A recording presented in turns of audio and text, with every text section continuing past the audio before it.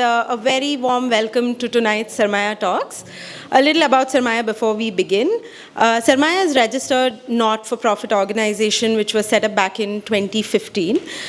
We are a repository of curated art, artifacts, and living tradition that pertains to the culture across the Indian subcontinent. Sarmaya was founded by Paul Abraham, who is a banker by profession and an art patron and history enthusiast by passion. And today, the collection that we house in the archive is driven by both the vision and direction of Paul, along with his partner Pavitra, who runs her own designing firm, Pavitra Rajaram Designs. The term Sarmaya comes from the Urdu root, which means collective wealth. And it's one of the core missions of Sarmaya that we bring the art and culture closer to the younger generation, and we sort of foster this space that allows more intimate and unhurried conversations around it. We are 10 now, and back in 2015, what began as a digital museum now has a space that you see around to call its own home, where we get many more opportunities to interact with our audience. And we'll show you a short video that will take you through all the thought and effort that went behind putting this space together. Yeah. So today's conversation is part of Sarmaya's larger outreach programming, which is Sarmaya Talks. And we are glad to have gathered here today to explore how wild food knowledge can be protected, shared, and respected, and the role chefs, citizens, and the institutions can play in its future. This will be a wide-ranging dialogue with our speakers here, and I'll take a little bit of your time to introduce them. We have Thomas Zacharias here, who is chef and founder of the Locavore, a platform dedicated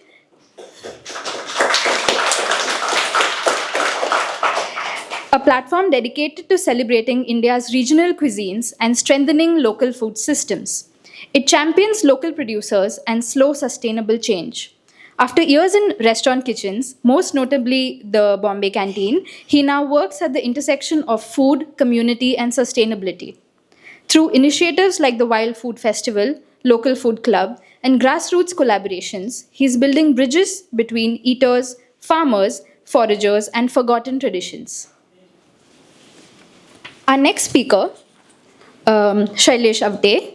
He is a farmer, seed saver, and co-founder of OOO Farms, a grassroots movement working across Maharashtra and Gujarat to revive indigenous seed diversity and restore soil health and protect native food systems. With deep roots in the Sahyadris, he works shoulder to shoulder with tribal communities, mapping wild foods, conserving forgotten crops, and building decentralized models of ecological farming. And we have Gayatri Desai. She's the founder of Ground Up, a fermentary and rooftop test kitchen in Pune built on the principles of sourcing responsibly and letting ingredients lead the way. She's also a culinary researcher. Through Ground Up, she has developed a close knit of farmers across India, shaping a practice that is ingredient-driven, intuitive, and ever-evolving. Her curiosity about wild foods has grown through collaborations with OOO Farms, whose deep knowledge of forest ingredients has profoundly shaped her approach to preservation, fermentation, and flavor. For Gayatri, working with wild foods has been one of the most expansive learning journeys, and that continues to unfold with every season and every forest walk. So thank you for being here, and we can begin. All right, good evening, everyone. Thank you for being here. Before we start, I just want to do a little activity with you. I'm going to name an ingredient. If you've eaten it, raise your hands. If you've not eaten it, keep your hands down. Broccoli. Okay. Avocado. Okay. Quinoa. Asparagus. Okay. Zucchini. How about akargoda? One is one. Patangadi, Garbandi, Pendra,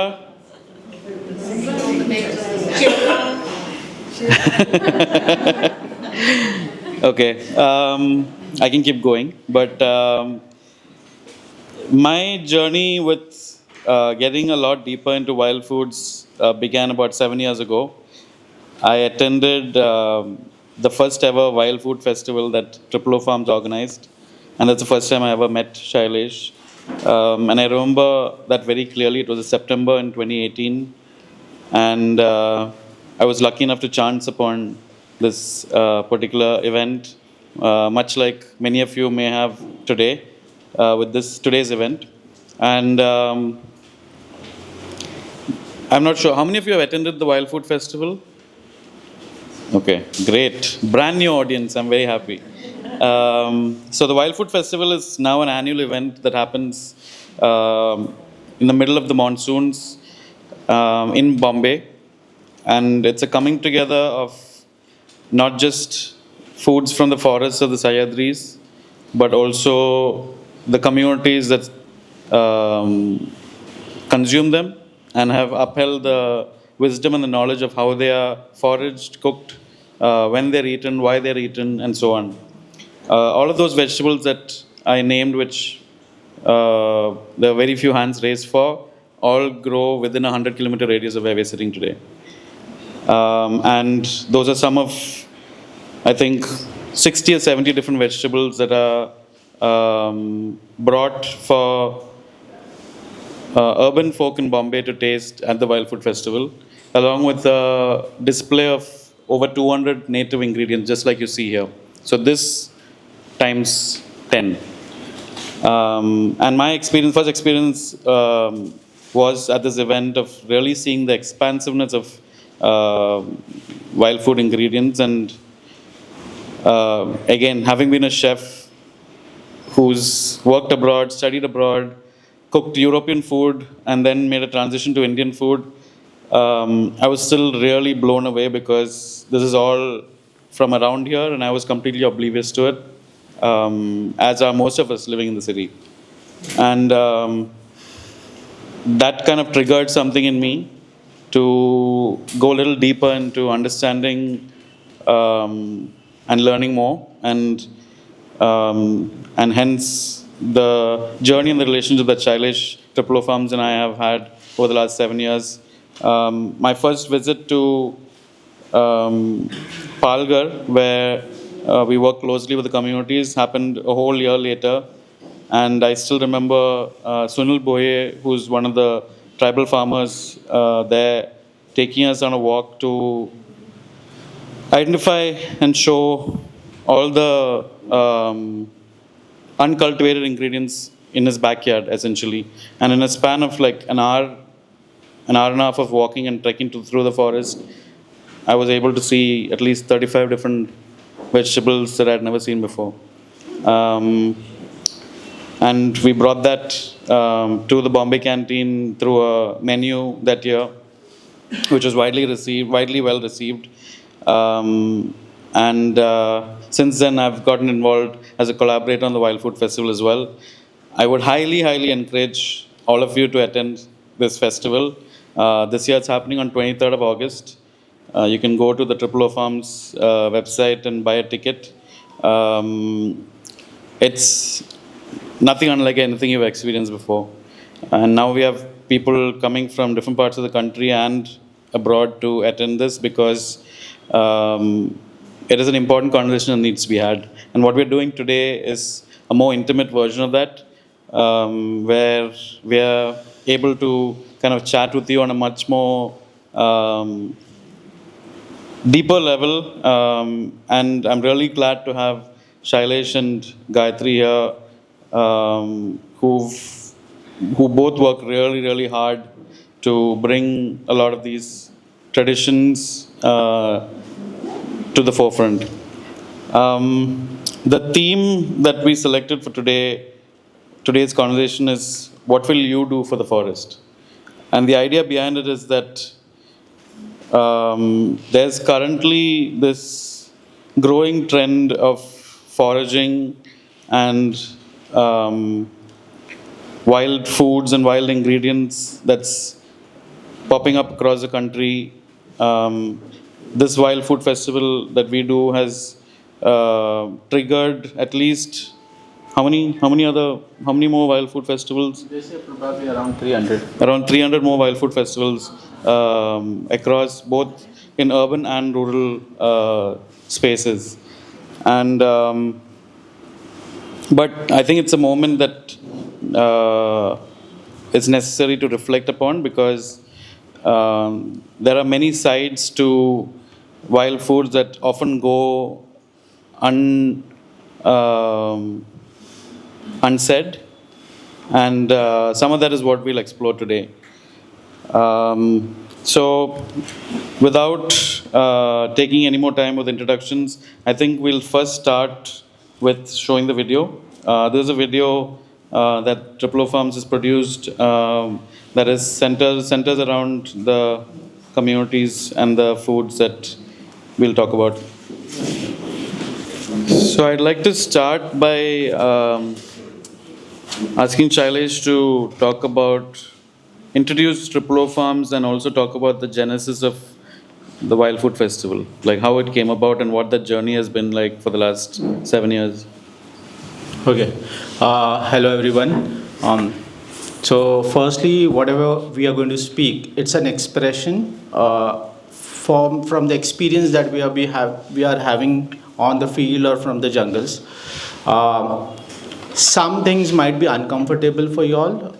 Some things might be shocking, or whatever Gayatri is going to speak or I'm going to speak. Some things might break your beliefs. And when they are breaking the belief, do not label as leftist, rightist, centrist. And please do not ask the question, "Aap log kaun sa maal fukte ho?" Because even that was asked last event. So all this is very shocking because we are a world which is living in ignorance. It's the screen world, right? We are traveling only through the screens.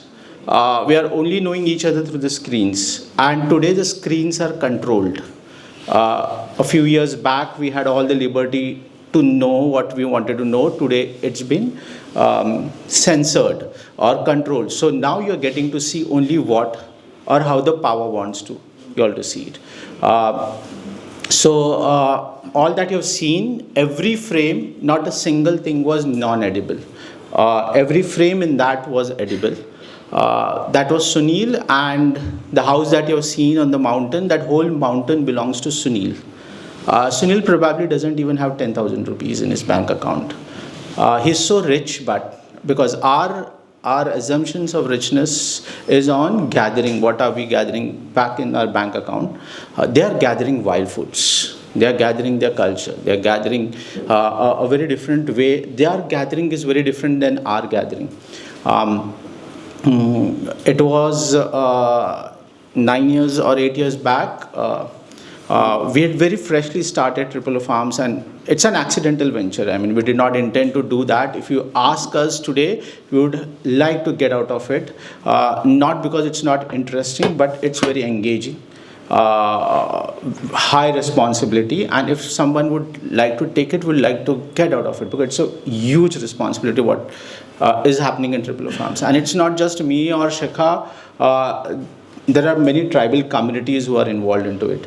We had freshly started something out of that whole curiosity of the aroma. So few people who have come early might have had that aroma over here.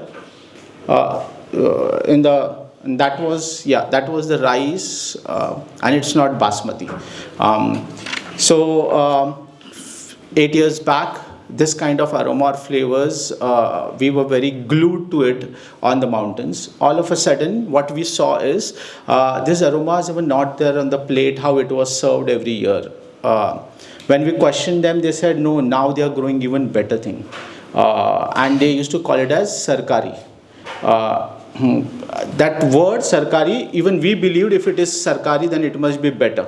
But what was missing was the flavor and aroma and the feeling that we used to have after consuming it. All of that was missing. Then we learned that's called native, and the new one is called hybrids. And then it was just out of curiosity telling them that humko ye khana hai, so what can be done. It was little late for us to ask that because they had lost those seeds in couple of years. When you're especially with the rice, if you're having the rice, if you do not grow it for a year, the potency or the fertility of the rice goes away. So they had lost it. In that curiosity, we started searching the seeds. And we went to the length and breadth of Sahyadris on both sides, on the coastal as well as on the Desh. Desh is Pune, Nasik, Kolhapur, Solapur, Satara, that whole thing which is called as Western Maharashtra. We were searching seeds, we were gathering seeds, we were collecting all of that. One fine day, because we were doing all of this with the tribal communities, and we knew tribal communities since a long because of our trekking culture.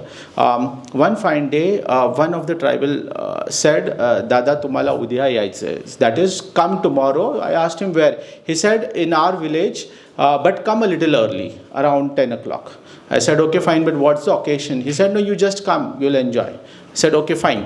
And the next day, myself and Abhay, I had, a good friend of mine, Abhay, we both went to that village. From very long, almost a kilometer away, we could hear a very resonating sound. It's more like a trance music. Again, hum koi mal nahi fukte. Still, trance music tha wahan pe. It was just like trance music. It could get into your ears, probably also irritate you, but also make you more curious. That sound was very curious. That sound was full of life, as well as, since we have heard it for the first time, it was a shocking thing, and it was almost as far as a kilometer. As we approached near, the sound went a little bigger, and then we could hear the drums. They have very different drums, not the way we have. And then we saw people dancing in they were synchronized dancing. Not a single person was doing Ganpati dance as we like to, because we are people who live in silos. Hum broken communities hai. Okay, we back whatever we might call ourselves, and that's how our dance emotes. Har koi akela jaake will do something which we do not understand, but still we keep on repeating that. They were not doing that way. All of their dance was synchronized. Not a single person came out of that synchronization. It was male as well as female together. They do not have ki female log udhar dance karenge, male log idhar karenge. It's a very open, very nice society. We thought it's a function, some kind of function. Either a kid is born or someone is engaged, some kind of function. We sat there, enjoyed the music. The musical instrument was very strange for us. It was as long as 6 feet, and that person was blowing the trumpet, which you and me cannot even blow for 5 seconds, and he was doing it for more than an hour. After the function, the whole music got over, they took us inside a house, a community hall kind of a thing. They told us to sit at the center, and we thought, okay, we need to address someone or something like that. And then they came up with a plate. So there were 2 plates kept besides us. And again, since we come from cities, we only understand plate as abhi khana khane ka hai. So we were about to have that, and they stopped us. They said, no, hold on. And then one by one, people started pouring in. The arrangement in which they were sitting was more like a Fibonacci series. You all know about Fibonacci series? It's like Gogalgai, goal, spiral. So it was not circle. See, the difference between us and them is we would be in circle because we like to be in boundaries. They like to be it should be a never-ending thing. So they were in a spiral thing, and everyone had got a plate. There was some food plate, some food plate. It was very strange for us to understand that not a single plate looked alike. And then after everyone had sat over there, there came a village head, and he started something like as if he's the teacher of the, he started asking who's got what. So everyone had to answer that. So all the vegetables that chef has mentioned, they started seeing that, Pendra, Ambadi, all of that one by one. For everyone mentioning that, he had a counter question. Where did you find it in village? That was documented verbally, not written. So it was documented verbally that, okay, you found it near the riverbed, on the mountain slopes, under the tree. The second question that he was asking is, how much was it when you saw it? Enough, plenty, just enough, very less, almost extinct. Depending on that, he passed a ferment saying that जैसे हमारे religious guru pass करते हैं, which puts us into an uncomfortable spot. He also did that, and he said anything that was on an extinct, he repeated the list, he remembered all of that. And he said no one is going to eat this for the next 5 years. Okay. This kind of wisdom shook us. We had goosebumps. We thought we were the ones who were going to address them. It was they who were addressing two of us. It was completely different. We had no idea about the qualification of the person who was doing this. We come with such big Excel sheets. इतना सारा कुछ लेके आते हैं, all working towards a failure. They do not. Okay, so he ordered anything that was extinct for the next 5 years. Anyone who would touch that, so he said, would become infertile.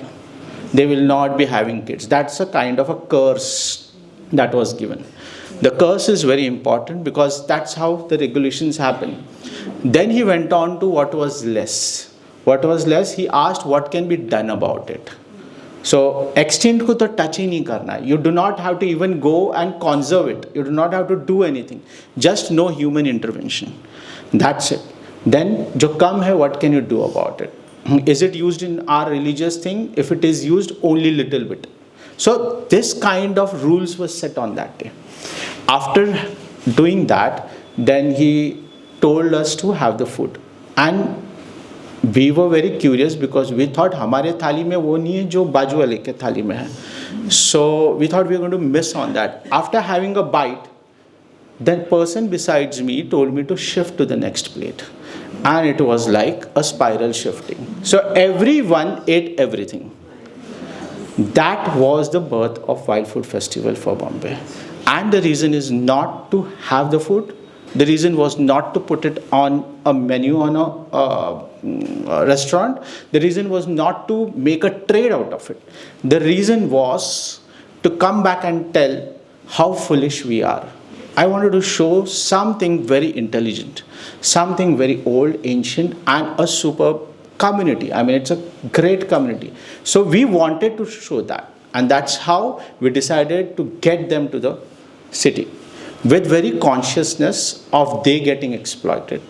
That there's always a chance that they would get exploited if they are exposed to the city. We thought about it. We thought about setting up a wild food festival for 30 people.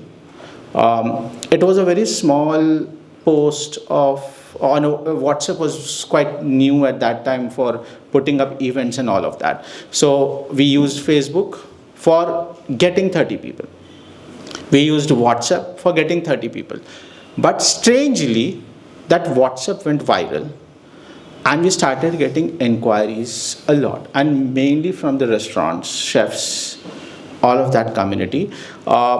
We stopped at 50, thinking the tribals cannot cook beyond 50. It would be injustice to put them under the pressure of 50. We told the tribals with a lot of hesitation कि 50 लोग आएंगे, would you be able to cook?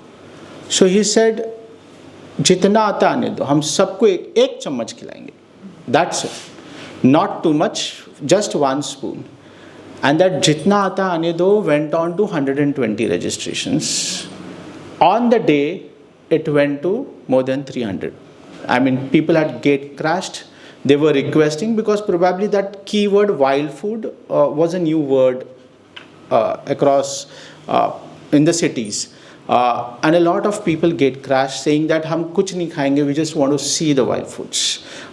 People did not believe the wild foods. Initially, they kept on checking, breaking, seeing is there a life inside, is it a plastic, asking do you consume this, won't people die after eating this.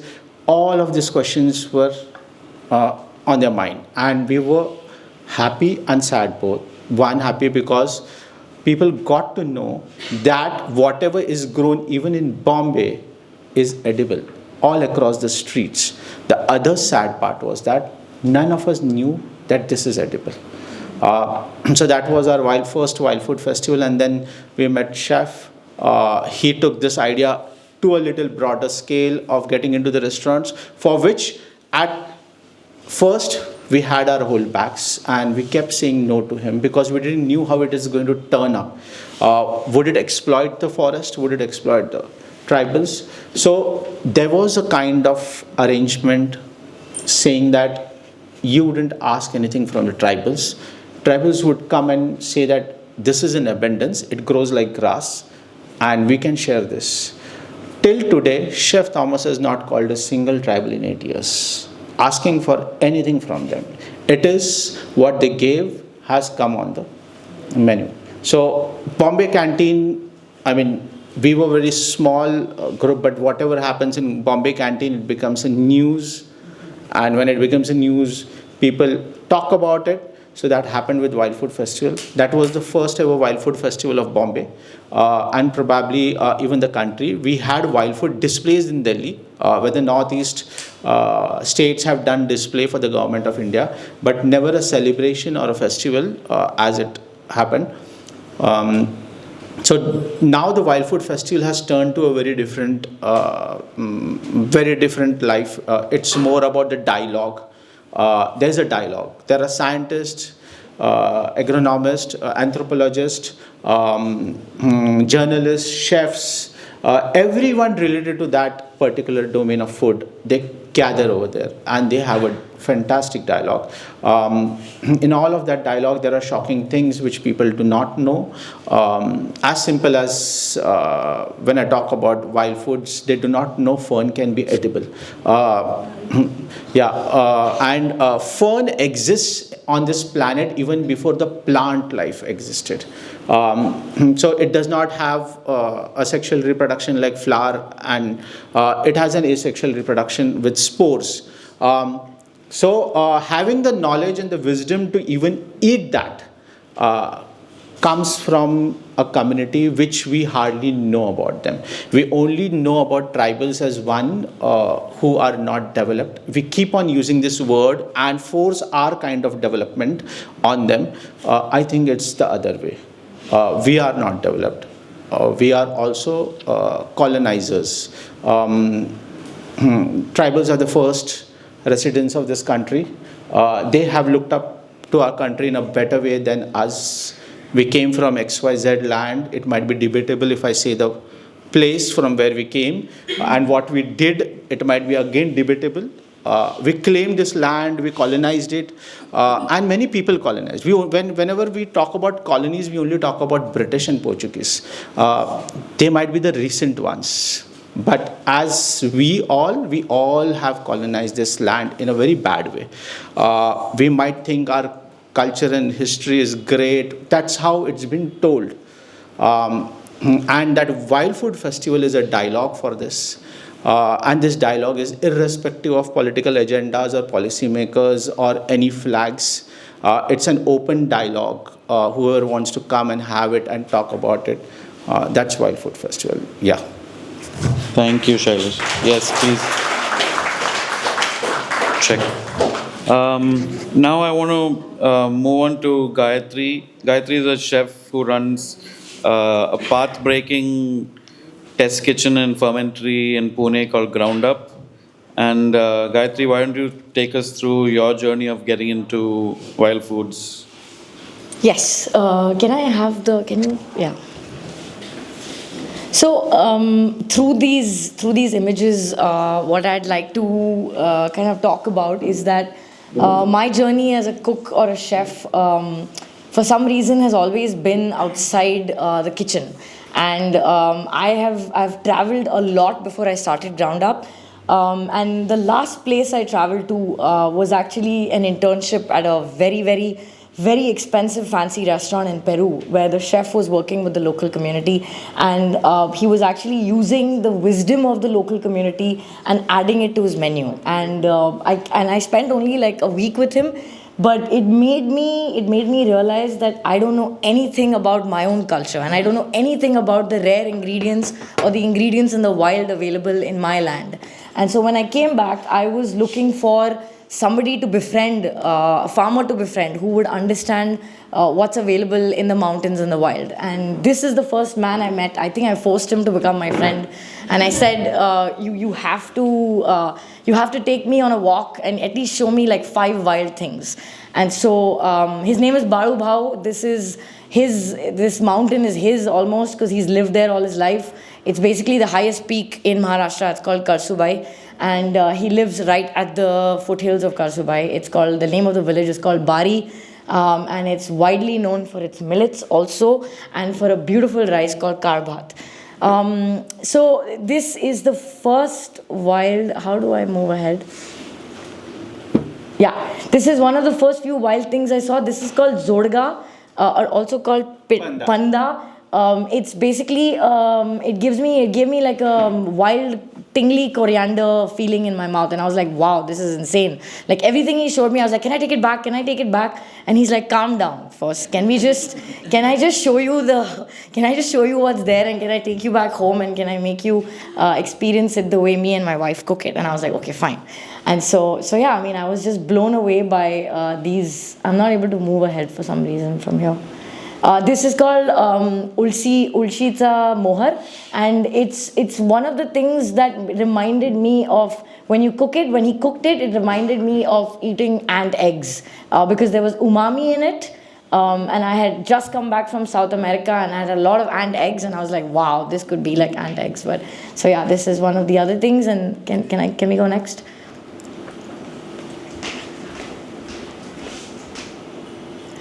This was called kurpuri, and it's basically a root that the community there would eat when they would have an upset stomach. And when he just sliced it in front of me and gave it to me, and it tasted like a crisp apple, and he's like, again, I was like, I wish I could take it back, but he was like, just enjoy it on the mountain right now and don't think about later. But yeah, so this was my first experience of wild food in 2018. And the other experience of wild food was in the Northeast, the markets in the Northeast, and that's where I'm going to next, where it's a fun story. I was in this region called Wokha. It's in Nagaland. And I normally travel alone. I don't take anybody along with me because it's a bit too difficult what I end up doing through the course of the day. And I was just walking around, and I saw this mother, daughter, and father walking somewhere. And I was like, I think the daughter spoke some English, and I was like, can I please follow you? And she's like, no. Her mother got angry with her, and she's like, no, tell her to go away. And I was like, I still kind of continued behind, and then I think it was an hour of following them, and by then they're like, okay, fine, just come with us. And but 1 hour into the walk, I turned back, and I was like, there is no way I'm going back to my guest house. So I had decided that I had let it to my fate that, okay, I'm going to be spending time with this family. Basically, they were going to their shifting cultivation, or jum cultivation, what they call. Can you quickly explain what that is? Yeah, so we only know agriculture as बीज डालो, फिर fertilizer डालो, फिर और मारते रहो जो भी मारने का है, फिर उसको काटो, फिर वो काटने के बाद तुरंत वापस एक बीज डालो. So on the same land we keep on growing continuously. The land is tired.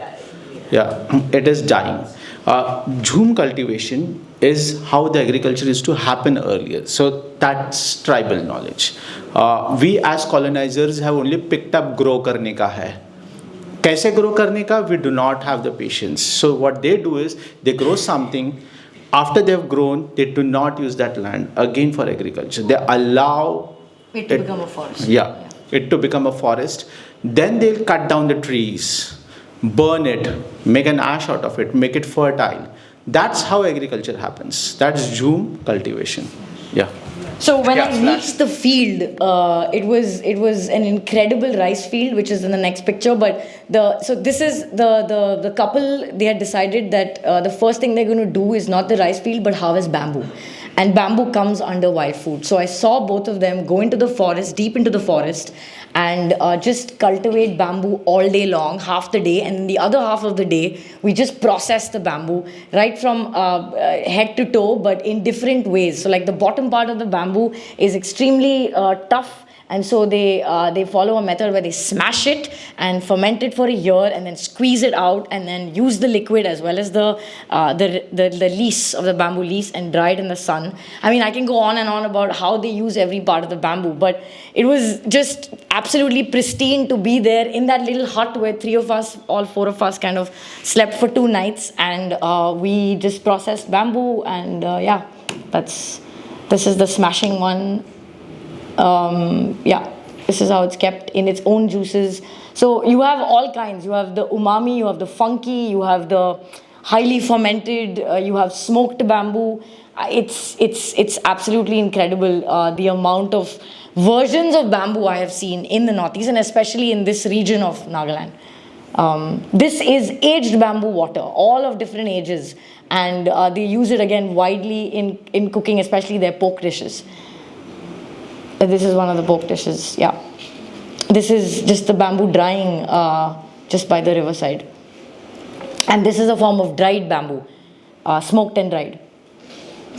This is a corn. So another thing that I did a lot as I traveled as a curious cook was I always collected seed. I don't know why, I don't know where that came from, but I felt that maybe it's through the travels only that I realized that seed is as important, is the most important, and before the soil also comes the seed, right? And so going back to the seed, and you know, it's not about organic or anything. I think what I was chasing was the seed, because the seed is something that is more important than the concept of organic farming. And so I collected anything I found that was rare, and I would take it back and I would give it to people like Shailesh and more, and I'd be like, can you please take this forward, because it's impossible to get corn from the Northeast. I received the least, by the way. You, but he did the most amount of work with it, him and Shaka. Yeah, so this is another incredible corn variety that I saw, and I think I've passed it on to him. And the rice that I found in that same trip was also passed down to him. And he took 3 years to bring it to a stage where now it's grain, from seed to grain. So she gave me almost like 13 grams of rice seeds. That's all they gave me. Yeah. I was digging in her house and I saw there's more than 13 grams, but she had divided and I had the least amount of it. So when I took those 13 grams back to the seed bank, visually we could identify 3 or 4 varieties, but we did not separate it because 13 grams mein hota kitna. So we removed a generation, but while growing it, we could separate it because we have learned how to record genetic characteristics by Dr. Debaldev. So while growing, we could see that there were 13 different varieties in just that 13 grams. We removed all of it separately. I went back to her, I asked her what are the names. She said, I do not know. So till today, it is named as Gayatri 1, Gayatri 2, Gayatri 3, Gayatri 4 till Gayatri 13. Yeah. So we were very curious and we were trying to match it with the visual representation of those seeds from where she had got. We went through all the documents. We could identify a couple of them, and one is Chaha Joha. The word Chaha Joha means it's tea ka rice. So we only know rice tea from Japan. Our country had it. Such a wonderful thing. So it's a red rice, aromatic, sticky, and they make tea out of it. So that is one we could identify. The other one is G2, that is half black, half white. The rest we are not able to identify. So it sits with Gayatri 1, 2, 3, 4. These were like just 2 or 3 seeds of rice 3 years back. After 3 years, they have gone to the production level. Probably this year it will be like 100 kgs, 500 kgs, something like that. So that's the magic that Gayatri does. I mean, people call her chef. I do not think so. It ends over there. It goes from being like she said, she chased those people. I mean, which chef would chase a people? I mean, then she decided to be at their house for 2 days. Even that's courageous. So it's not just being a chef. It's a science probably, or also she's also trying to chase the timeline. We have lost that timeline over here. We do not know what's happening. I mean, we are okay watching the reels of Gaza. To that level, we are brain rot. But probably she wants to go back to a phase where it was quite ancient. So she's not just a chef. People keep calling her laboratory as a lab. I mean, whatever she's doing, I don't think so that's lab, because every ingredient that she gets is from a specific farmer. And that farmer she has chased, she doesn't know that farmer. It's a trip which makes her go, and then she will make that farmer grow every year. So her misos, her ferments are more special because how they have made, not because they are ferments. Yeah.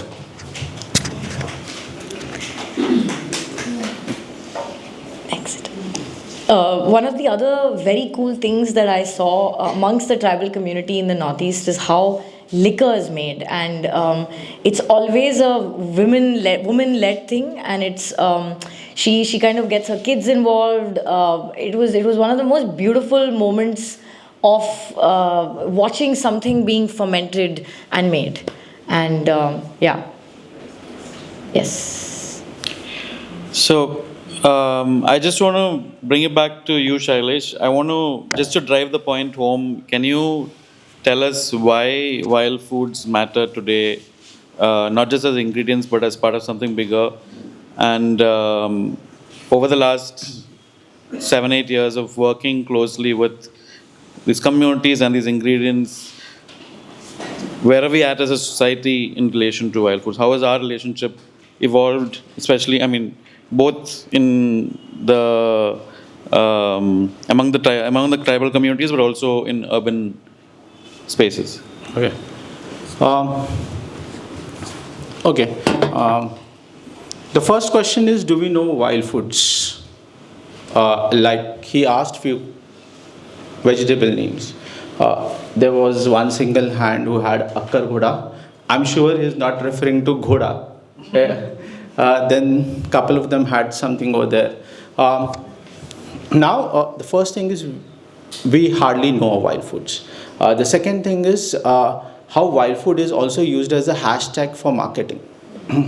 I mean, nothing of that is wild food which is coming out. It's brands using keywords. What has happened over a period of time is we have lost even the knowledge of what food is, our basic food. Okay, plants might be using sunlight as food. We use plants as foods. Everyone eats each other. I mean, in the end, we are all eating to become a food. In the end, so even we are eating food to become a food. That was the wildest thing that we did. Right now, we are protecting ourselves in 24 degrees Celsius, but we are also food to someone else. And if you all do not believe it, visit National Park today in the night. If you come out safely, that does not mean you are not a food. That only means the tiger was all full. Or probably he finds the wild boar more tastier than the human body. And that's a fact. Human body, the meat for the wild animals is not tastier anymore. For the amount of salt intake we have, for the poor nutrition we have. The worst is our bowel movements. The whole civilization, whole human civilization, is having a bowel syndrome. That's the worst thing, right? We talk about the food, no one talks about the shit that we do. And the reason is why I'm saying this is not to have an uncomfortable conversation, but human shit today is one of the worst thing on this planet. And the reason is the kind of food that we are eating. Just few thousand years ago, that is 7,000, 8,000 years ago, no one washed it with water. And the reason is, again, our shit was just like the goat shit. It was not bad. It used to come out clean because of what we ate that time. And what we are eating today, it does not come out clean. It's water. It requires water. And that is only because we have shifted our we have come to civilization from hunter and gatherers, where we never bothered about the shit. In fact, we used shit as an indicator, which the dogs use for marking the territory. Humans did the same thing for marking their territory. They also used it as an indicator. If they got to know if some shit is really great, they also get to know the fruits over here are great. That was an indicator. So all this knowledge we have lost it, because from hunter and gatherers we became settlers. We started growing our food. That was the most beautiful and the worst thing probably that we did. From growing food, then we decided to be at one place, and then the human shit became a problem. Earlier we kept on shifting. When that human shit has become a problem, what has happened is we started creating toilets. So the existence of toilets is 5,000, 6,000, 7,000 years ago. It is exactly when we started agriculture. Because now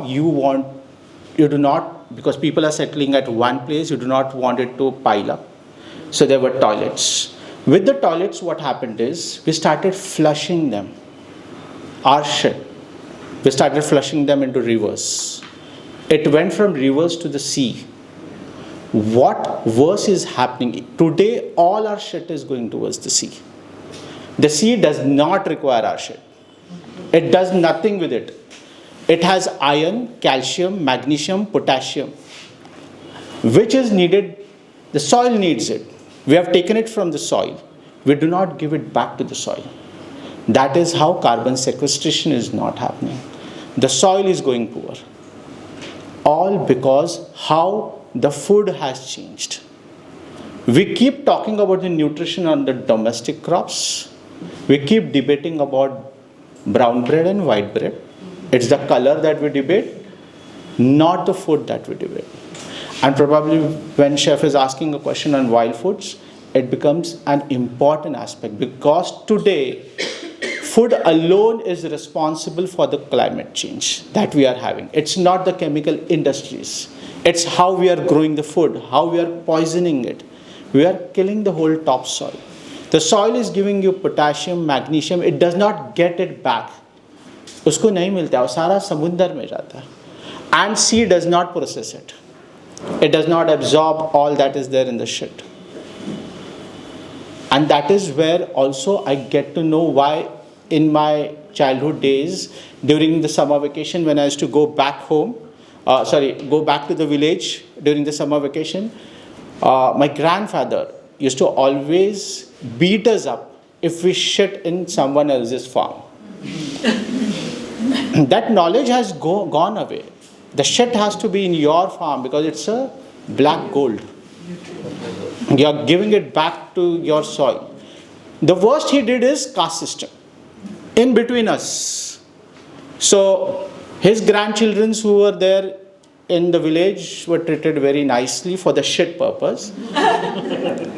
We who came from cities for the summer vacation, he used to be a little abusive to us and say that Tumi gu khalla tikde haga.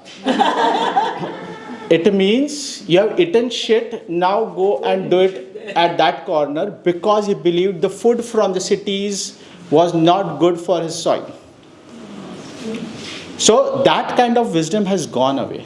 So when we are talking about the wild foods, We need to go back to that wisdom, which today looks like impossible. Because as a community or as a human civilization, we have been too much. We have been eating this planet completely.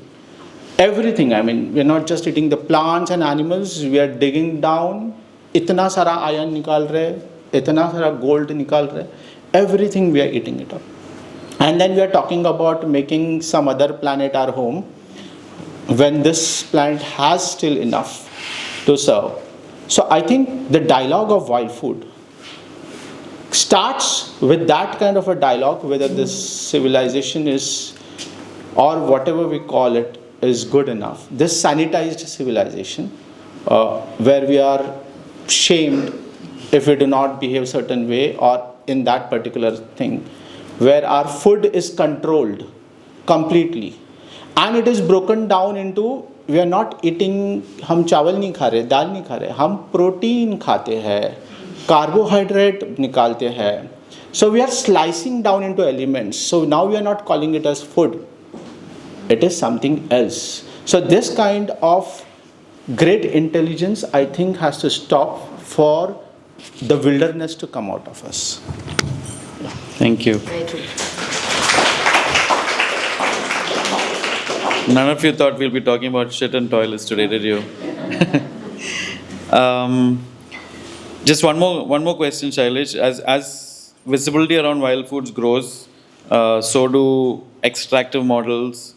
Have you encountered any examples of either people or organizations who've tried to commercialize wild ingredients without community consent or exploiting them? And how do you approach this fine line between appreciation and awareness and appropriation and exploitation? Yeah, a lot.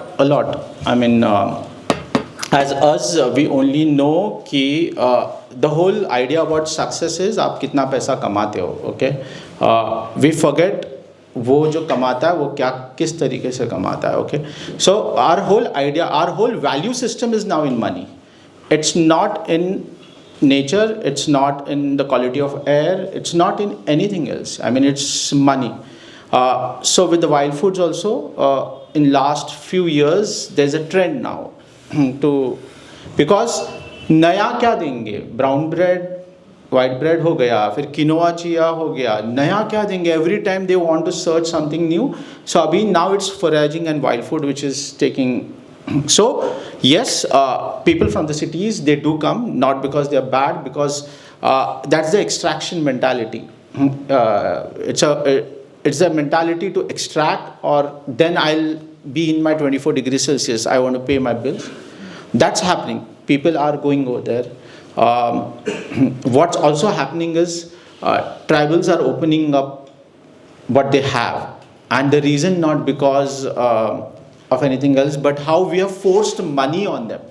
They lived a barter system for a very long period of time, until 20 years back, 20, 25 years back. Now all of a sudden, you and me are saying, आप ऐसा कैसा रहते हो? बिजली नहीं है आपके पास. So we gave them electricity. Then we said, oh, आपके पास road नहीं, we gave them road. And the worst we did to them is schools. So we gave them schools thinking we are doing a great job. No. Those schools are making you doctor, engineer. It's a job. It has got nothing to do with their geography, their culture, their way of life. And ashram shala is the worst thing to happen. And when I'm saying this, I'm not communist again, I'm telling you very clearly. Ashram shala is worst because you are keeping the kids away from their parents and their environment in that one particular school for the whole week. They go back on Saturday, Sunday, and they do not know what their parents have done. They do not know which animal they have encountered, how to encounter, what to do, what to eat. So you are breaking their whole wisdom. Today the tribal kids actually do not know wild foods. Secondly, they think they have a complex now, inferior complex to eat wild food. आप wild food खाते हो मतलब आप थोड़ा पैसे में कम हो, something like that. कांदा बटाटा खाना चाहिए, बैंगन खाना चाहिए, then you are a well-to-do person. So they also started having the status thing. Because of all this, they are in a need of money. That bargain is happening between how we are going over there. They want the money and extraction is happening. You know what is dink? हाँ English में क्या बोला थे उसको? नहीं gum. Yeah. So Maharashtra had one of the largest forests of dink in our country. Okay, in Palghar, one of the largest forest. वो पूरा जंगल में आपको वो डिंक के पेड़ मिलेंगे. डिंक बहुत आता है. For a very long period of time, no traders knew dink कहाँ से आता है. It was always the tribal who would come with something and they would barter with something. Always. It is 15 years back when the traders got to know this is the area जहाँ से dink आता है. You know what they bartered the gum with? They bartered the gum with kanda batata. So you provide one truck of gum, we'll provide you one truck of kanda and batata. You know what is one truck of gum? It's the worst thing. So what the tribals went ahead is there was a competition between them. Kaun zyada nikal raha hai. In that they have chopped down the whole jungle. Maharashtra does not have that dinka jungle anymore. It's gone. Forever. So that kind of a loss does happen. At our end, like I said, when Chef Thomas wanted to do this, bring into a area where it gets into an awareness thing, we had an holdback. We spoke to him about the holdback and we told him. And he said, no, whatever they would offer, whatever they would give, and whatever is how I could put their word that this is the food, you tell me. And as I said, till today he's not contacted a single tribal in last 8 years. That's how things have to happen. And that's how we have always been, since last 8 years, we have been always collaborating with him. And it's not that he's not contacting is a great thing. It is the trust, integrity, and his intention to protect. His intention was not to get a fantastic menu or a gimmick on the menu. His intention was to get that wisdom and tell people that there's a wisdom over here when we are talking about the food. So I guess this kind of exchange needs to be more or should be understood, or that empathy, that destroying the last bastion of wisdom is we are calling our end. Yeah. This for the last 3 years, we've actually been working on how we can take the Wild Food Festival beyond just awareness. So what we started to do is actually involve culinary schools in Bombay. So now we have every year we collaborate with the culinary school and we do training sessions for the students. These are future chefs and F&B leaders of tomorrow who otherwise would have no exposure to any of these ingredients, who are shown and done. We do demonstrations with them. We show them how to cook with it, and eventually they also present a small high tea menu at the festival. The other thing we're doing is also involving chefs and restaurants in the city. So for the month of August, there's going to be about a dozen restaurants in Bombay and Pune that's going to be featuring at least one wild ingredient on their menu, but to do it in a way where they're training their staff to explain the context to them, just like Shailesh had mentioned. Which brings me back to Gayatri, who pivoted Ground Up from being a traditional format of a restaurant to then reopening as a test kitchen and fermentary. So Gayatri, I want you to talk about that, but also talk about the last couple of years of experimenting with a lot of ingredients that we've kind of come across through these communities, and your insights and discoveries along the way. Sure. So, just going back to that first picture, where that was 2018, where I was hell bent on taking some of the wild food back, and This image was 2023, so it took that long for wild food to reach my kitchen, and that's because of Shailesh. And they all came in the wee hours of the morning, and they came in kilos and kilos and kilos and kilos. We spent a week processing every single green. I had to chew his brains because I had no idea what to do with any of them. This was a year ago. And you can go to the next. So the greens were one chunk of things that had their whole different flavor profile. And through the course of the year and through the course of going through each of these wild vegetables, apart from understanding the tribal wisdom around it, as a chef, what I wanted to understand was what can I do to trap the flavor of each of these. But some of the basics had to be followed. Like, for example, this was the itchiest of the lot. It was probably one of the most difficult things I've worked with. But it's your favorite, Zach's favorite. It's called lothi. And when you go to the next, it looks like, what does it look like? It could even pass off as you were saying, a fish intestine or like meat. And the tribal community in Palghar, they do consider it to be meaty because it has a meaty texture. But it's incredibly itchy. But so you have to be patient with it. You have to work with it in a different way. And what we did was that we kept it in vinegar for a year. And that just transformed it entirely. And it kept the texture. But it gave it a beautiful. It also, because of the structure that it has, it absorbs any flavor you keep it in. So it took the flavor of the vinegar in a beautiful way, and it kept its texture. In the next image, you can see that, and it blew our minds. So this was all just to make sure that nothing goes waste. We didn't know what was going to come out of it. So it was just meant for us to kind of explore, preserve, ferment. And now after a year, we're like, okay, this works best with this one. So it took a lot of patience on all our sides to kind of figure out what goes best with each of these. So this was the story of lothi. You can go next now.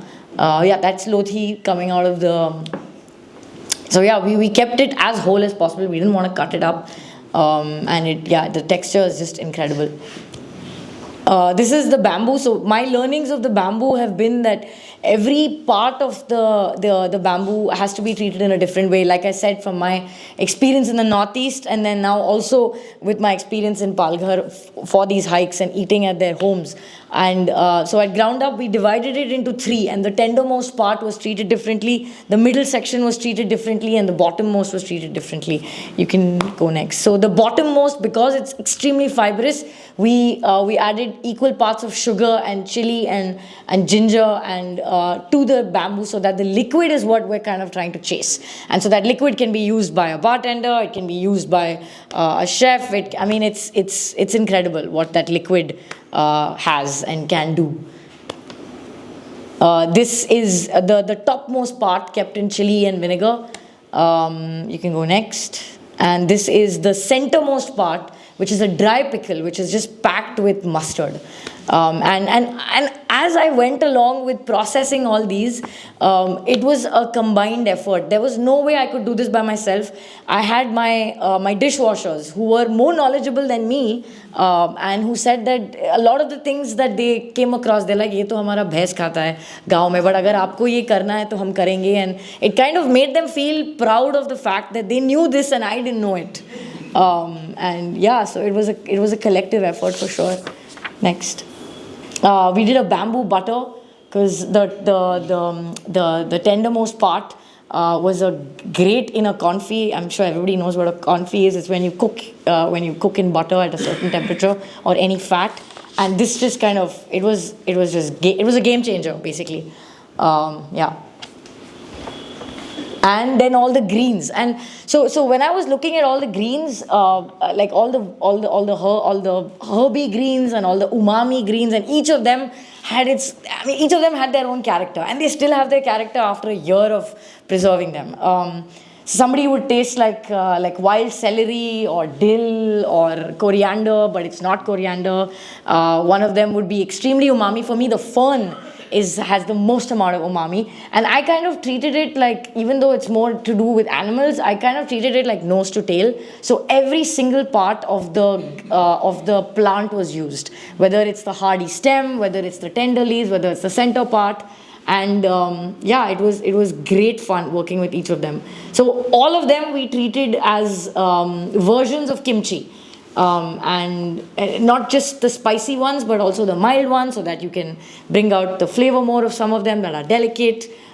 We dried some of them, like how you do in Nepal. It's called gundruk. You can go next. This is the fern that we were talking about earlier, and this is a kimchi made with the fern. This is the stem of ambadi, which is basically roselle. And we just kept it in sugar and some lemon juice, and now when you taste it after a year, it tastes like lemongrass. And I was like, wow, that's crazy.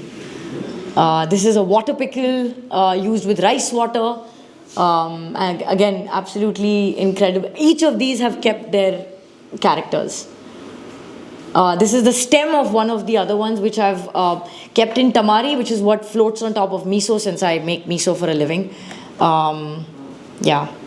And this is just a snippet of all of them. So one of the best dishes that we did at Ground Up with Wild Veg was this one of them, the stem called terda, and Zach is holding that in his hand, and the next image is of us processing it. So it looks absolutely stunning. And the last image is basically we preserved it in vinegar for a week, because when Shailesh gives, he gives 50 kilos and then he will not give it. So I'm like, then what do I do? How do I put it on the menu? So then you have to like really think. So we made this less vinegary solution. We put it in that, like a briny but vinegary solution, and then we served it with a cheese sauce which had beer in it. And it was topped with mahua, which is also wild, and it's a mahua molasses. And then we've topped it with chai flowers and cacao nibs. And people lost their minds. They're like, what the hell is this? And we want it. But we could only serve it for 2 weeks.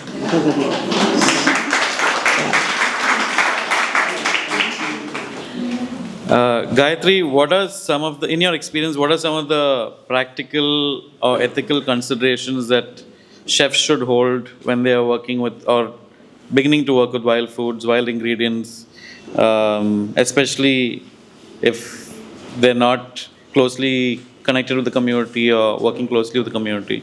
First of all, I think they should come for the hike that you guys organize. And to be able to sit in your kitchens and figure out online or through phone calls is very limiting. I think it's very, very important for them to go into the wild, meet the community who harvests it, sit down with them, help them cook the meal. I think that should be like a prerequisite to getting the vegetables delivered to their restaurants. That's one. Second is, I just think the entire way in which they plan their menu, again, going back to what Shailesh said about you, is that you never ordered it. It was allotted to you when it was ready, and we leave that to Shailesh because he's the one working with the community closely. And so the entire aspect of I want 10 kilos of this or I want 5 kilos of this is not the attitude. It's more like, what is it that you would like to give us, and we'll kind of backward integrate it into the menu. And they have to be open to seasonality. They have to be open to probably keeping the vegetable like I had to do only for 2 weeks, or maybe even 1 day. Even that is some awareness. And to be able to educate their staff, like you said, also about a little bit about where this has come from, how far it's come from, and not just how the chef has treated it and how much effort went in foraging it. Because I don't think Shailesh mentioned it yet, but some of them are deep down in the valley and they are extremely difficult to harvest. And we've seen some of that, but he's seen more of that. Thank you. I have a couple more questions, but I'll open it up to the audience for any questions for Any of us? There's one question there. 8 million humans, 8 billion humans, and now entering this world of wild foods. Is this? Use the mic. 8 million humans versus 8 billion humans. And now we're entering this world where we're now going to be targeting wild foods. Purely from a perspective of planetary sustainability, today is the day that we've crossed that threshold where the planet cannot give back or sort of regenerate what we've taken from the planet. So what is the long-term viewpoint that you folks have with this kind of stuff? Okay. Now, the first thing is why this has happened. Why are we in a position where we have used up the resources? Is not because of chemical industries, it's not because of anything else, but it is because of how the value system has come to money. Chemical is the most easiest thing to put across as it reacts immediately, and that's how you are now having agriculture. For example, India. India is an agricultural country. We celebrate it. We put our songs. Bollywood does that. Rai ka kheti, mustard fields, all of that. Then we think farmer is the best thing. So we keep on saying Jai Jawan, Jai Kisan. What has happened is we do not see what Kisan is doing and what we are forcing upon them. So today we are in a position because of how the policies are across the world, not just India. The farmer suicides are not just limited to the cotton belt of our Maharashtra, it's all across the world. You go to Belgium, you go to London, UK, you go to America, you will find farmer suicides. The only thing is we had a more transparent system where we could shout that there's a farmer suicide, not anymore since last decade, but before that we could shout there were farmer suicides. The other countries did not allow that. All this for control and nothing else. So much of food grain is grown on this planet only for control and nothing else. So India grows a farm produce for 4 years in a single year. Just calculate in 10 years how much it is growing. Where does that food grain go? It goes inside our oceans. Or pheka jata hai. What is the dialogue that has been told to you and me is food security. India has more malnutrition than before Green Revolution. Okay, we had an hunger index before Green Revolution. Today we have a malnutrition index. And one of the worse than Afghanistan. A country which grows 4 times of food grains in a single year has this. Where is the food security? It is because of the control. It is how the corporations want the control. Jaise, agar मैं 1 kilo chawal, demand of the country is 1 kilo chawal, and I'm growing 1 kilo chawal, that does not make anything to the trader. The trader needs, or I won't say trader, but the corporation needs an amount where they can waste to the level, bring down the farmer to the prices. They have to agree what they decide. If they do not grow so much, then the farmer would be in the demand, saying that I would sell it for this. Today, because they are growing in so much surplus, they are not in a demand. So your MSP for rice is 22 rupees in our country. The cost of production of rice is somewhere around 400 rupees a kilo. Can you imagine this?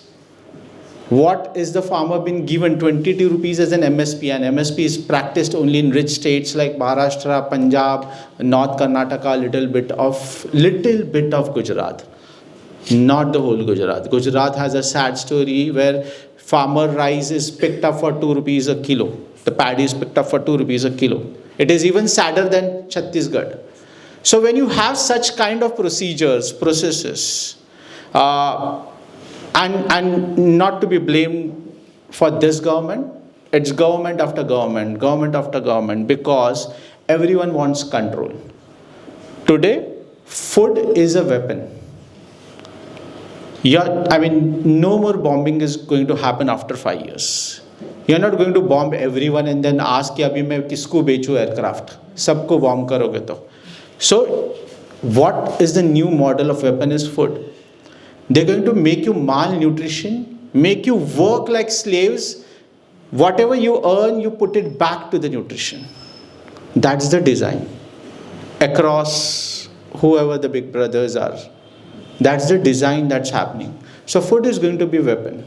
So when we are coming back to wild food and we are talking or having a dialogue on wild food, is not because we want to make business on wild food. It is so that you ask me this question and I answer you this answer. If it wouldn't have been wild food, what would the question be? Brown bread or white bread? So we are changing that. We want to have a dialogue. We are not trying to extract what the tribals are having. The worst is tribals are not having. Things do not come up to the newspaper or the media, but more than 1 crore tribals are displaced in last 10 years. Without land being given to them, without employment being given to them, it's a force. The forests have been chopped at a very fast rate. India had 14% of forest cover, 2004. Today it's reduced. All those figures are fake figures. So the forest covers have gone. When we are having a dialogue on wild food, we do not want to say that wild food khao. We want to have a dialogue कि आपका खाना किधर गया? What are you bargaining on? Are we bargaining on which rice to be eaten or rice is bad to eat? The worst dialogue is rice is bad to eat. A civilization which has eaten rice for 10,000 years. You made all Rishi Munis, great kings by eating rice. You are bashing it against millet which is 2,000 years old. So it's such a poor dialogue to bash rice against this. The worst is the existence of any god. You pick up any god across the world. It doesn't have an existence beyond 3,500 years. So all your gods, all our gods were formed 3,500 years ago. Rice is 10,000 years old. It is when the gods did not exist. So when we are over here to have that kind of a dialogue, when we are putting, because the word wild food is what got you over here, and then you could ask me that question, we could answer that. And probably we're not here to give solutions, but tell you the facts. Where are we heading? The worst is we are on the brink of getting extinct. The methane wells are out. What does that mean? It's a dangerous sign. All rest of the life will survive. Humans will not, because we are sanitized. We cannot survive a coronavirus. What would we survive when the CO2 is so high? So, right now the burning question is, what are we going to do to survive? Like you said, we have crossed the threshold. Yes, we have crossed the threshold. And what can be done about it? We are still sitting inside that 24 degrees Celsius. And more than 80% of the population is still there out at 45 degrees Celsius, 50 degrees Celsius, about whom we do not know. We only know about that 20% of the population who is there on the Instagram. All those people you have seen on that video, they don't have an Instagram ID. We get emotional about those people on the Instagram ID where they talk about their problems. They are not talking about the problems. They are buying likes and comments from you. That's where we are working, and that's the worst thing to work. So thank you very much for asking that question. It sets all of us into a whole uncomfortable position. Where are we heading towards? Yeah.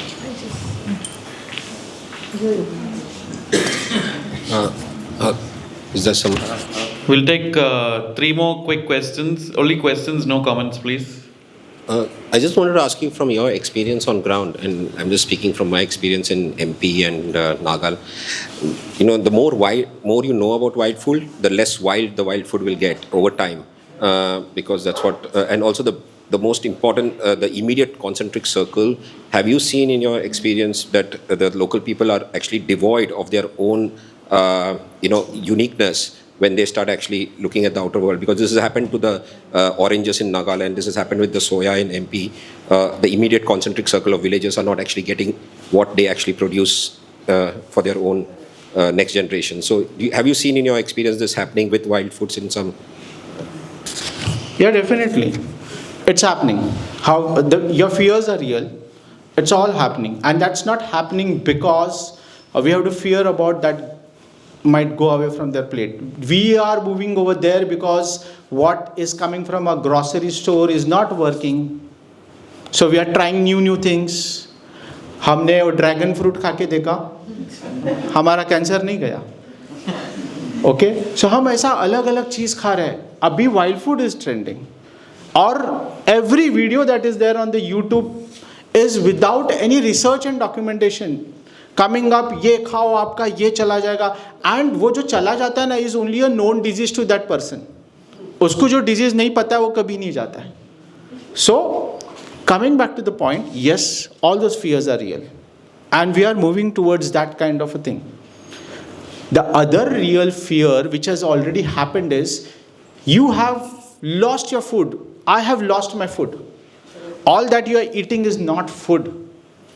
It's an industry that we are eating. We are consuming brands. आप टाटा का ही नमक लेते हो ना, because it's promising iodine. So did Prabhu Shri Ram had Tata namak? No. So उसका iodine कहाँ से आया? या फिर एनी अदर अर्लियर पीपल, उनका आयोडीन कहाँ? May be Prabhu Shri Ram have used. So coming back to the point, we are only sold all this fears, and today our food has nothing. The worst is what is happening in the country with the rice. Do you all know what's happening right now? Gene edited rice. Yes. Have you all read about it? Yes. Okay. The word used is gene edited. So what they did is, our constitution does not allow GMO. Yeah. Okay. So now they changed the name. Packet change kar diya, gene edited. And have you all seen how the minister is holding the rice and talking India did it? No, India did not do it. It's one person with Nobel Prize on gene editing who did it. And she's done it under the force from the corporation. She's a fantastic lady. She's done gene editing to get rid of disease in humans, not in rice or in plants. But she's forced to do it. Otherwise, आपका Nobel Prize भी चला जाएगा, आपके funds भी चले जाएंगे. And people who are funding her, Facebook is where she is getting the funds, that company, because they want to have control on your food. Facebook आपका password ठीक से देखता नहीं, वो अपना खाना क्या देखेगा? Okay, so coming back to the point, India today is growing gene edited rice. The seeds are out. The fears are, it's not the first year India is growing gene edited rice. India is growing it since 4 years. You and me are not told about it. The seeds which are there in the market are gene edited. And how do we know that? We know it because our rice has been refused by European countries since 4 years, saying that this is a GMO rice. Not a single news is there in our news. But just scan the news, GMO rice, India refused by European countries. So it's 4 years.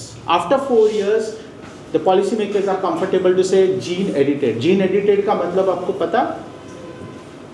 Gene के साथ खिलवाड़. Okay, यानी कि मैं आपको एक real problem बताता हूँ. द प्रॉब्लम इज, समझो एक बहुत अच्छी नदी है, ओके, और बहुत खूबसूरत है, सब कुछ अच्छा है. एक दिन अचानक वहाँ पे सब एनिमल्स जाते हैं, घोड़े, हाथी, सब कुछ जाते हैं वहाँ पे पानी पीते हैं. पानी पीते वक्त वो शौच करते हैं, तो पानी के अंदर शॉर्ट चला जाता है, नदी polluted. So what is the solution that नदी पॉल्यूट नहीं हो? मैं आप लोगों से पूछता हूँ. एनीवन? कि वो नदी पॉल्यूट ना हो तो आप क्या करोगे? वो एनिमल्स को हटाओगे वहाँ से, उनके लिए कहीं और पानी, एक रिजर्वायर बनाओगे पीने के लिए, राइट? जीन एडिटेड लोग पानी को हटा देते हैं और बोलते हैं अभी दिखाओ कहाँ पे. That is what is happening. So उस दाने के अंदर का खाना निकाल दिया गया है. अगर उसका खाना निकाल दिया है तो जानवर जाके पानी नहीं पिएगा, वैसे ही कीड़ा जाके उसके ऊपर खाना नहीं खाएगा. There is no food inside. And then they call, we have created a pest resistant gene edited rice. That's the problem with the food. So we are dead on the food on our plate already. वो भी dead होने वाला. Your fears are real. One last question. Thank you for sharing your knowledge about all the plants. Do you have similar knowledge about fungi and animals and birds and reptiles, etc., for wild foods? We do have fungi, yes. Can we Reptiles. pass the mic to him so that... You mean to say are they edible or no? Yes. Yes, there are reptiles which are edible. And Maharashtra has a tradition of petting the reptile and then consuming it. I mean, that we do with the goats also, so we should not be that emotional about it. So Ghorpad is one which Maharashtra eats. There are certain tribal communities like Katkaris and all, they also eat lizards. They have the knowledge of eating the dead animals. Probably one of the few tribes in the world who also eat rats. Because you and me, if one day we decide, let's make rat as a delicacy, we'll die consuming it. They won't die. One, they have those microbes from years. Two, they understand which part to be eaten. So yes, fungi bhi khate. Till today, if you go to the Gondia tribes, they are consuming fungi. They are also very resistant to fungi. जैसे बुरशी बोलते हैं मराठी में. So very consciously they allow the food to have that burshi. And then they eat that food. That's the potency they have against anything that would come their way. It's like mushrooms. Yeah. But mushrooms, maybe we only know the mushrooms that is coming in our packet. Yeah. उनको ये भी पता है कौन से mushroom से नशा होता है. Okay? We will get excited seeing that. We will eat it and we will die. They won't. Because they know कितना डोज में वो मशरूम लेने का है. Okay, like very recently we went and the tribal showed us the red mushroom and आप लोग ऐसा ढूंढो मत please, disclaimer. But they said Mazari Arimbi. Mazari means Maz. जैसे Maz मतलब something like you become wild after. So that Arimbi was known as Mazari Arimbi. या लाकड़ Bhinde Arimbi. So they said we have it when we want to do nasha. But they know the dose कितना खाना है और कब खाना है. Second day of the mushroom they will not have it. First day of the mushroom they will have it. जब उसका first day. तो this kind of wisdom is still prevailing. Of course it's gone down a lot. I mean 100 years back the wisdom on the Western Ghats was they knew 2,000 edible plants. Today it's come down to 200. So, with whatever you're asking, yes, all of that is consumed. But in Wild Food Festival, we won't be having that. I just want to, before any more questions, I just want to talk about what we've actually brought for you to taste today. Gayatri, maybe you can start because you'll have to go and prep it after that. So tell us, and you'll talk about the rice, but talk about what we're serving with the rice. So one of the wild greens that you saw earlier, it's a slightly sour, slimy. We turned it into a kimchi. So we're going to give you that with a very, very special celebrated rice that he So we're cooked doing and the he grew. fatangadi. Fatangadi, yeah. Fatangadi. Okay, I'll talk about the rice that she's going to serve, but I have a question for Gayatri. Hold on. She has someone known as Yadav in her kitchen. Who he is, what he's turned into. Please tell the whole world. Okay, so he came as someone who didn't want to work with me. He was forced to work with me because he was kicked out of my father's manufacturing unit, and it was because it was COVID and there was too much staff. So when he started working with me, he didn't know anything about a kitchen. Like he didn't know, literally he didn't know how to hold a knife. But what I realized over the last 4 years of him working with me is that he's very good with his hands. And they say this in ancient knowledge or back in this whole tribal wisdom situation also, where some people just have the right microbes, and his hands have better microbes than mine, and so he ferments everything and not me.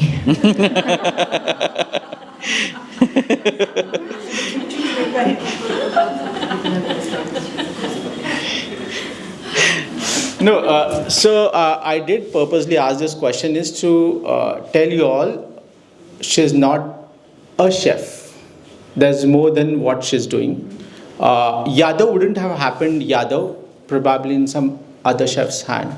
He happened Yadav under her. So today it is him who is letting know कि नहीं ये नहीं डालना है, ये करना है, ये ऐसा होता है वैसा. So he is the knowledge hub, and she takes the knowledge from him. Yeah. Okay, about the rice. Yeah, about the rice. Okay. So the rice that Gayatri is used is known as tulsia. Okay. It's a rice which had gone extinct, and now we are the last farm growing it. So tulsia has an interesting story. One, it has a great character. That rice has a great character. We had known tulsia. We had heard stories about tulsia that this was the rice used by royal families across the country for kheer. But none of the royal families for a very long period of time knew where it came from. It was a very well kept secret by the Jains and the Memons. You have Jains and Memons across the country trading rice. It's never the farmer. And you will have Jains and Memons at the most remote place. You will be surprised to know that they do wonderful job of what they are doing. So they have well kept this secret for a very long period of time. Ye kheer ka rice aata kahan se? It is just after independence when information was all out, the hills were exposed and all of that. So some things about tulsia was written that yes, aisa rice hai. We only heard stories about it, and we were searching for it. Places where it was grown. It was always grown on Western Ghats, on the slopes, not the flat. It was always on the slopes. It's a fantastic rice. One, it is round like sabudana. Two, it has awns. Awns matlab pata hai, kaanta hai uske upar. Okay, so when it grows, it has awns. It has aroma, probably basmati will shy away. That kind of an aroma. The best part of that rice is it is drought tolerant. It is? Drought tolerant. It is pest tolerant. Yeah. It is pest tolerant. So, gene edited ke samne, how does this rice behave? I mean, this is a very different, how it doesn't get a pest. It creates certain kernels, chota kaanta aata, which we cannot see with our eyes unless we do not put it under the microscope. That is how pests do not like to sit on it or eat it. So that is how it is pest tolerant. उसमें लंबे कांटे हैं आगे जिसके चलते सुअर भी नहीं खाता, even though it is so aromatic. So it is a all-win thing. So we were searching that rice across the Western Ghats. We could not find it. We searched it for 2 long years. We never found it. Every time the farmer would say, udhar jao, udhar hoga, udhar jao. So or they would say, abhi 2 saal pehle tak kar raha tha main, abhi maine chhod diya. I do not have this. I kept on getting these answers, and then Finally, I learned it's there with Dr. Debel Deb, one of the greatest rice scientists of our country, and a conservationist who is conserving around 1,400 varieties of rice. So I went and asked, and Dr. Debel Deb, being Dr. Debel Deb, to add to it, is a Bengali. So it's tough to get something out of. So I asked. I thought I'm in his good books as a student, so I'll get it. And he said no. I told him my idea that it belongs to Maharashtra and this and that XYZ. He said for that you will have to first learn genetic characteristics, which is a 2-year long course. Once I'm satisfied that you know all of this, then I'll give you the rice. Now 2 years was a long period of time. I kept on searching on different conservation plot, and then I found that Deepa's from Sahyadri School, if you all know anyone over here, Sahyadri School. Yeah, Deepa More. So I found that rice. So I did not find that rice, but I asked her. She said, "Nahi, ye wala rice nahi hai mere paas." Then I asked few more rice. I asked hundreds of rice from her. Then Deepa More, being Deepa More, she released one variety. Okay, I got that variety very late, somewhere in mid-July, which is not a rice sowing time. And that the name of that rice was Zondhri Jirga. So that was 200 grams that she had shed.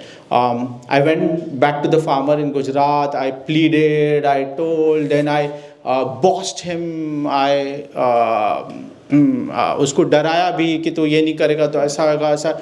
All of it just so that we can have one generation out of it. Finally, he agreed to do that, and I came back after 15 days. That is start of August. And I asked him, he said, lagaya. But I asked him where. He could not show, and then he confessed, nahi lagaya. Okay. So I told him, give me that rice. So उसने माले पे से निकाला, और पूरा का पूरा चूहा ने खा लिया था. So it was completely dead, that rice. फिर what we did is we spotted 12 grains which had head, but not the tail to the rice. So head is where the rice germinates. So we took our chance. And that time I made him emotional. I used all my techniques में जो भी कर सकता था. And also I was a little upset. I acted I am upset on him so that he does that.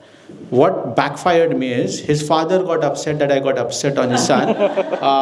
So when I went from there, they did not sow those 12 grains. His father threw those 12 grains. I didn't knew this. कि उसने फेंक दिया. When I came back after 2 months and I asked about the same rice Zondhri Jirga, so his father happily showed me. And it was below a mahua tree, उसके courtyard में. It was not on the farmland. I was happy to see that 12 grains growing fantastic, and his father said, ये मेरा rice है अभी. मैं इसको grow करूंगा हर साल. I was happy he adopted, and I asked him why. He said सुअर ने नहीं खाया इसको. Okay, he was sold out on that. And then he said इसका जो सुगंध आ रहा है ना वो इतना आता है रात को, इतना आता है, तो ये मेरा राइस. तो मैं बोला okay fine. Next year that gave us 50 grams of seeds. Okay, those 12 grains gave us 50 grams of seeds. Next year he created a nursery on a farmland where the soil didn't had any microculture because that soil was removed from the well. Well का जो soil रहता है ना उसमें microculture नहीं होता. He had put that 50 grams on that. What happened is, in a month the nursery should grow 1 feet, 1.5 feet tall. It was just 2 centimeters. And it was white, not green. And if you press, it used to break. So that explained it is dead. There was no life to it. All villagers, as if कोई किसी का मौत हुआ ना वैसा सब ऐसे जमा हुए थे, and they all told me गया, ये अभी नहीं आएगा. So the only chance was वापस transplant करके देखते हैं. So that we did. It gave us 20 kgs of seeds. 20 kgs? Yeah, it gave us 20 kgs of seeds. That was a talking point in that whole village. How is it possible? That's the magic of native rice. Gene edited cannot do this ever in their life. That's the magic. The roots were still had the life. It thrived after transplanting. That 20 kgs last year we distributed among few farmers. It gave us 2,000 kgs of rice. This is, yeah. So Gayatri has access to that 2,000 kgs because what she does. So she's used that rice over here. The name is Tulsia. This year, a lot of farmers have picked it up and we are expecting it to go beyond 10,000, 20,000 kgs. The good part about it is wild boar does not eat it because it has long horns. There's no pest on it. The other good part is Tulsia is dead on farmlands on a production level. This is the first farmland and there is a shift of the region. It's not been grown on slopes in Maharashtra. It's grown on flatlands in Gujarat. So the region has changed. Farmers over there are happy for having that rice because it's also an early variety. ऐसा कुछ नहीं है उसमें जो you should deny it, but for some reason it's dead on the farmlands. So that rice you'll get to taste it.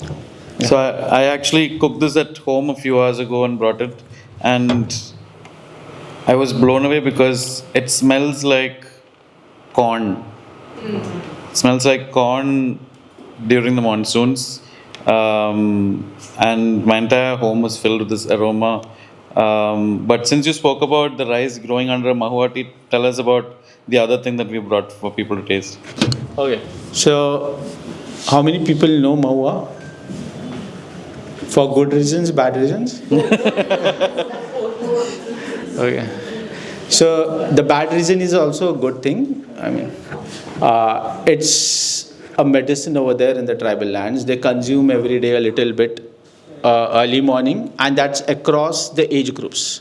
Whether they are kids, grown up, old people, everyone consumes mahua. It's a medicine for them. Even before going back to sleep, they'll consume a little bit of mahua. Now they are copying us to have that Ganpati dance, so they drink a little more and they get drunk now, and then they drive bikes and then they have accidents. All of that is happening now, but in olden times they would only get drunk for functions, not every day. Mahua is a fantastic, so with us as a civilization we call coconut as a kalparuksha because every part of the coconut is used. For tribals, mahua tree is the kalparuksha. Every part of the mahua tree is used. Have you all eaten mahua flower? Yes. What's the taste?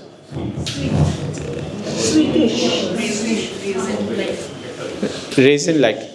Kishmish jaisa. So, for me it's a very complex taste because kishmish भी लगता है, खजूर भी लगता है, jaggery भी लगता है. ये सब खाने के बाद कड़वा भी लगता है. After taste. हाँ. So, mahua is also a savior for the tribals. In 1970s, all people who have turned their hair grey, mine is dyed. You all might be knowing 1970s Maharashtra had back-to-back two famines, one of the worst ever in Maharashtra. So literally did not rain across Maharashtra. So government was all into aids, हर घर में जाके खाना देना वगैरह, all of that was happening. But government reached where the roads reached. And at that time in 1970s, Maharashtra did not have roads on the mountains as it is having now. एक छोटा सा खंडाला वाला था बस, वो भी एक गाड़ी जाएगा तो दूसरे को रिवर्स लेने का, that's it. But the Sahyadris is all like 600 kilometers almost. So there were no roads, the government did not reach over there. Oh, just last time. So what happened is, all the tribals on the mountains, they have survived only on mahua for 2 years. Only it is. So even without rains, it flowered. Even without rains, it gave mahua to them. And every day they used to eat just the laddu. They used to make a laddu out of it. The laddu never had jaggery. It is just boil it, squeeze it and make a laddu and eat it every day. So that powerful it is. We have bought one for you all, but it's not just momoa. There is a lot of luxurious thing that we've added so that it becomes palatable. Yeah. So just one request, we only have like one piece of each for everyone. So when we pass around the tastings, please take only one, as delicious it may be. And if you want to taste more, please come to the Wild Food Festival on 23rd of August. It's going to be held in a college in Kurla called RPH. So you can either go to the website OOO Farms, or we actually have a QR code there. You can sign and buy the tickets. It's a non-profit festival. There's no money made. All the proceeds go to compensating the communities, making sure we can bring them here, things like that. Paul? Yeah, and the seeds that have been arranged, all pain has been taken by Hanita over there. She's done all of it. And where is Shika? She's inside. Okay. She's a little bit shy to be over on this side. Shika is the one who does all the effort. I do talking. So I get all the attention. There she is. Yeah. So there's a wild food wiki. If you all ever go to OOO Farms, it's about how the wild foods have been documented according to tribal wisdom and also according to researchers. That's all her. She's got into that wild food wiki and uploaded it. She does a lot. She's the co-founder of OOO Farms. She does all the work on the back end and a very hard work. So as OOO Farms, I never spoke about it, but we are seed conservators first. We conserve more than 6,500 varieties of different kinds of seeds, with paddy being the highest, 4,357 varieties of paddy. All that seed bank then gets converted into production lineup. All of that happens. All of that has been taken care by Shekha. Yeah.